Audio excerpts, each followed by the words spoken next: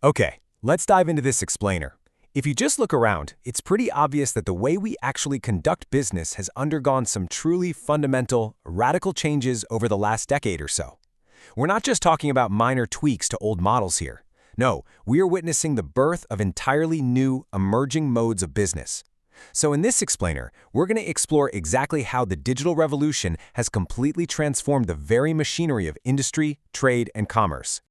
To really anchor this topic, let's look at a highly relatable scenario from our source material.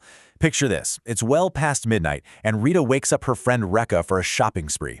Rekha, understandably, is completely confused. She's like, who in the world has their shop open at this hour? And Rita's response? She says, we're not going anywhere. I'm talking about online shopping over the internet. That right there perfectly captures how digital commerce has literally shattered traditional business hours and physical boundaries. The storefront is now always open, right in your living room. So, here's our roadmap for this explainer. We'll start with a digital business shift, then clear up the whole e-commerce versus e-business debate. From there, we'll map out the 4 directions of electronic networks, dive into mass customization, and finally wrap up with the massive benefits of going digital. All right, let's jump right into Section 1, the digital business shift, and take a look at the real catalysts driving modern commerce. Our source points out that along with outsourcing and globalization, digitization is one of the 3 absolutely crucial trends shaping business today. Digitization is, simply put, the conversion of all forms of media, text, sound, images, video, into a series of ones and zeros that can be transmitted electronically. I know, it sounds almost too simple, right? Just ones and zeros. But this ability to zap complex information electronically at the speed of light, that is the foundational bedrock of electronic business. It's literally the DNA of the modern economy. Moving right along to Section 2, let's tackle a very common misconception about the words we actually use to describe these digital transactions. And this brilliantly illustrates the confusion. People use e-commerce and e-business interchangeably all the time, but there is a vital difference. E-commerce really just covers a firm's external interactions, buying and selling with customers and suppliers over the internet. But e-business, that's a much broader, much more elaborate term. Yes, it includes e-commerce, but it also handles all the internal, digitally conducted functions. We're talking production, inventory management, product development, accounting, and even human resources. So the key takeaway here? E-commerce is the transaction itself, while e-business is the entire operational gamut, the whole shebang. Okay, on to Section 3, the 4 directions. Let's see how all this builds into the categorical scope of e-business. We can actually visualize a firm's electronic network extending in 4 distinct ways. The first direction is B2B, or business to business. This is where both parties involved in the transaction are actually business firms.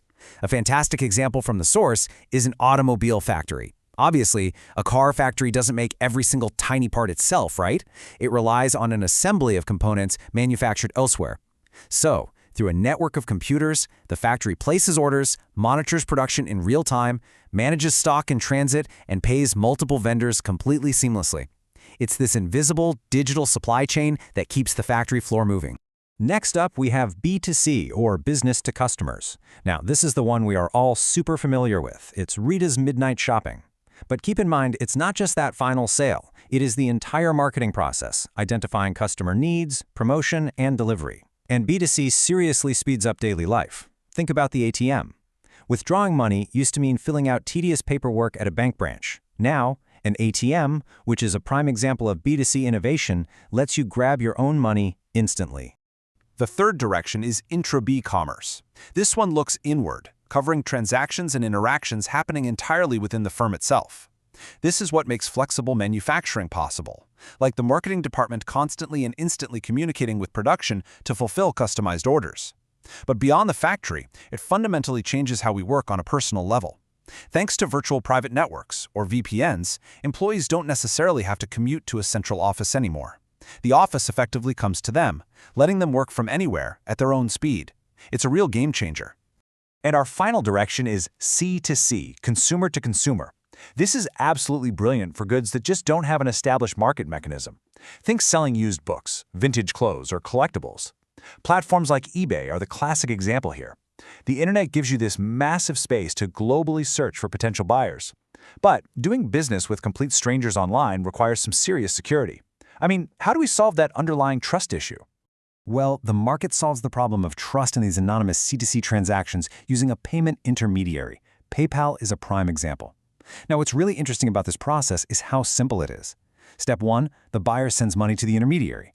Step 2, the intermediary notified the seller to hold the money so the funds are secured. Step 3, the seller ships the goods, knowing for sure they'll be paid once the buyer accepts the item. It's just a beautifully simple digital mechanism to ensure safety and trust for everyone involved. Let's shift gears now into Section 4, Mass Customization, and explore how e-business has evolved way past the rigid mass production of the Industrial Revolution. Just take a look at this staggering number, 1.5 million. Traditionally, if you wanted a customized product, it was made by a craftsman and it was incredibly expensive. Then, industrialization brought us cheap, mass-produced identical items. But e-commerce? It bridges that gap. It allows for mass customization. The source highlights a program by Levi's that offered 49,500 different sizes and 30 styles online. That equates to nearly 1.5 million customized jeans options, all for just $55.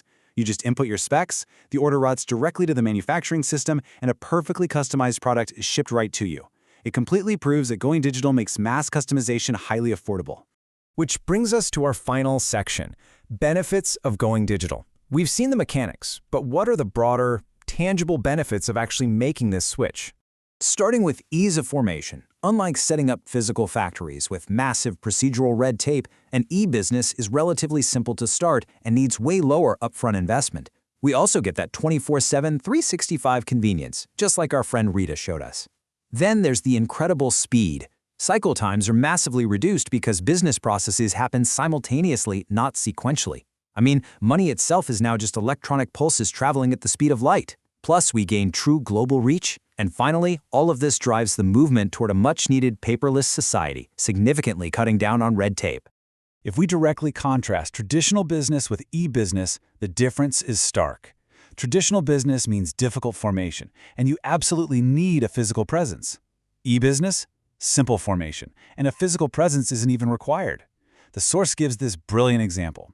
Imagine a completely online restaurant. It doesn't own a kitchen or a seating area. Instead, it simply networks world-class cuisines from existing restaurants. You go to the website, order food, the system routes that order to the nearest partner restaurant, they deliver it, and the website takes a cut. It's a massive operation run entirely on digital coordination, without owning a single brick of physical space. No way, right? And that leads us perfectly to this concluding thought from our source material. The internet has popularized a really fascinating reality. Networked individuals and firms are more efficient than net worth ones. What that means is you don't necessarily need a massive net worth or huge capital investment to succeed today. If you have the right network, the right digital contacts and systems, you can do fabulous business. So I'll leave you with this. As we plunge further into this incredibly fast, paperless, globalized digital economy, how much of your daily routine still relies on the old, physical ways of doing things? Think about it. Thanks for joining this explainer, and we'll catch you in the next one.